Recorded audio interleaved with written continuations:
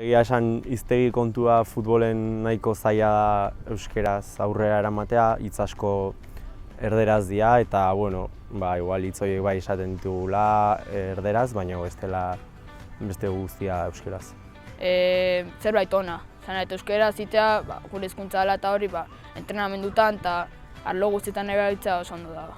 Nik daukat oroitzapena gu gaztetan jolasten genuenean, erderaz entrenatzen genuen, entrenatzaileekin erdera zen, eta alde hortatik ni uste bai eman daula pausu handia. Azken egunerokotasunen erabiltzen duten hizkuntza badanez, berdin jokalari edo entrenatzaile bezala.